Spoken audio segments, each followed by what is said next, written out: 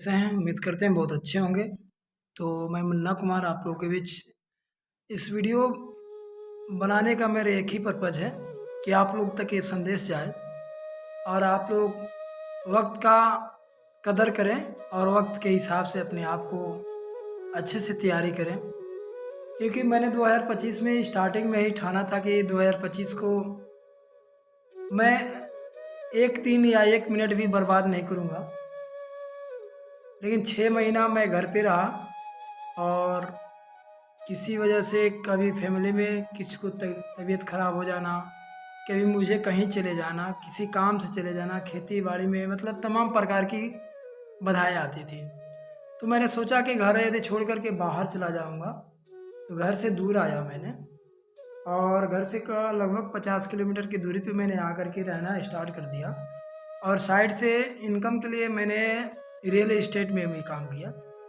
लेकिन आज मैं 6 महीने घर बिताने के बाद 6 महीने मैं घर से दूर रहा और उसके बावजूद भी मेरी परिस्थिति में कोई बदलाव नहीं आया और मैंने बीच में 6 महीने घर रहा तो पढ़ा, ये रेगुलर हो कर के नहीं पढ़ा और 6 महीने जब यहाँ पे काम किया, रियल एस्टेट में जुड़ने का मतलब कि टाइम बहुत कम होता है और आदमी आकर के मैं अपनी बात बता रहा हूँ कि आलस में आदमी लीन हो गया।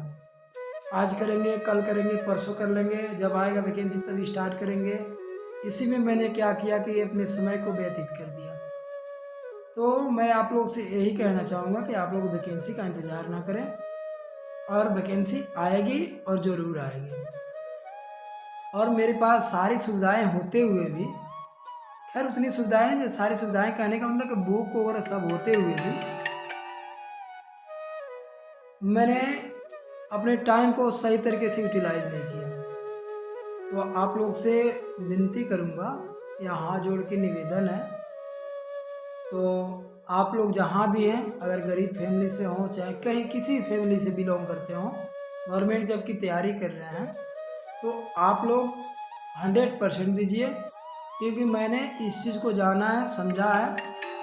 हमारे सामने 2-2 3-3 वैकेंसी आकर के चली गई और बाद में रह क्या जाता है कि 15 दिन 10 दिन टाइम मिलता है, उसमें मन से आदमी तैयारी करता है तो उससे कुछ होने जाने वाला नहीं है। ये मेरी जीवन की सच्चाई है। मेरे सामने से 3 वैकेंसियाँ चली गई जिसमें हमारे 2-4 मित्रों का सिलेक्शन भी हो गया और मैं उसमें कुछ नहीं कर पाया और केवल लास्ट में क्या रह जाता है, पछतावा। तो अगर आप लोग तैयारी कर रहे हैं तो अच्छे से तैयारी करिए। और अब मुझे रियलाइज़ हुआ कि समय धीरे धीरे बीत जाएगा, लेकिन कुछ करने के लिए कंटिन्यूटी की ज़रूरत होती है।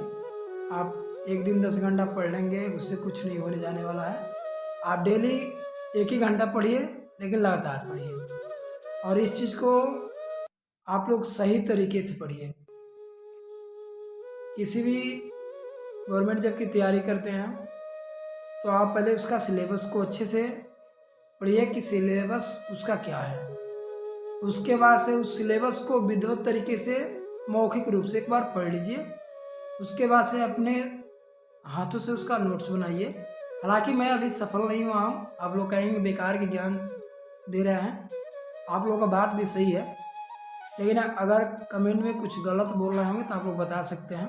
क्योंकि एक भाई, एक मित्र, एक दोस्त, जो भी समझे आप लोग, तो मैं आप लोगों से यही कहूँगा कि जहाँ भी है आज से ही वैकेंसी की तैयारी ना करिए कि नोटिफिकेशन आएगा तब हम तैयारी करेंगे। क्योंकि वक्त रहते वक्त का कदर कर लीजिए, क्योंकि वक्त भी जाने के बाद से सिर्फ रिग्रेट रह जाता है इंसान का, और वो ना वक्त आता है लौट करके और ना वो वैकेंसियाँ आएंगी। तो बस ये कहना चाहूँगा कि आप लोग अच्छे से तैयारी करिए।